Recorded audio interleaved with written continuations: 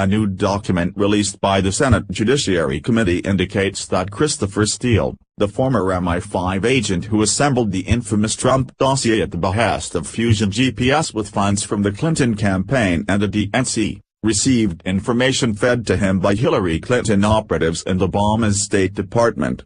The document, released Monday, was actually part of a criminal referral written to the Department of Justice by Committee Chairman Chuck Grassley of Iowa and Senator Lindsey Graham of South Carolina, both Republicans, asking the DOJ to consider investigating Steele on criminal charges.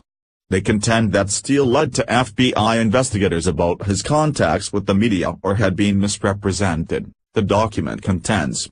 However, perhaps the biggest revelation in the referral, which was originally sent to the Justice Department at the beginning of January, was that Steele had information passed to him by intensely political sources that have been a lot closer to the White House than supposed shadowy agents in Red Square.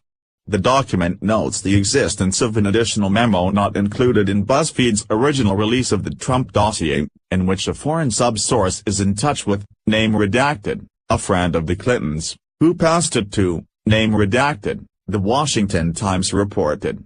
Trending, open border-loving politician found beheaded, case still barely mentioned by media. According to the referral, Steele wrote the additional memo based on anti-Trump information that originated with a foreign source, The Washington Examiner reported. In a convoluted scheme outlined in the referral, the foreign source gave the information to an unnamed associate of Hillary and Bill Clinton, who then gave the information to an unnamed official in the Obama State Department, who then gave the information to Steele. Steele wrote a report based on the information, but the redacted version of the referral does not say what Steele did with the report after that. The existence of another memo as well as sources within the White House and the Clinton circle was reported with a relative muted response from the media, but it's not exactly minor news. Do you think Christopher Steele will be indicted? Yes, no, _continue with Facebook. You're logged into Facebook. Click here to log out. -- or -- Completing this poll entitles you to Conservative Tribune News updates free of charge. You may opt out at any time. You also agree to our privacy policy in terms of use. The first major takeaway is that Steele's firing by the FBI for lying to them about his contacts with the media could have broader repercussions than they may have originally intended. In particular, there's the fact that he may have broken the law by not being entirely truthful about his relations with the media. The second takeaway is that before this, we were always told that Steele's sources had been primarily Russian. While there were other problems with this, paid sources, relying on third-party information, it still seemed that part of the dossier investigation had remained sealed off from Democrat taint.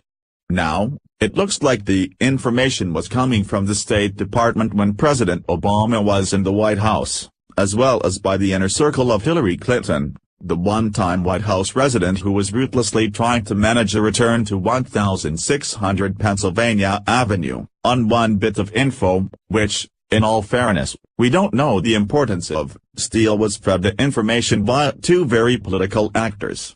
And this comes right on the heel of the Nunes memo, which indicates Steele's dossier was used to obtain a FISA warrant, with only a desultory footnote identifying the dossier as a political document. According to Representative Jim Jordan, that footnote also made it unclear who had actually paid for the memo, a rather important bit of information, one might think. Related, RNC ad skewers Democrats just by showing video of the Matsatu. In other words, there is a lot of explaining to do on the Democrat side. We'll see if the Schiff rebuttal memo manages to dig the party out of the hole it's created for itself, but that'll certainly take a whole lot of explaining, particularly since this is going to have those who use the phrase deep state frequently up in arms. Please like and share on Facebook and Twitter if you agree. What do you think about the latest twist in this case? Scroll down to comment below.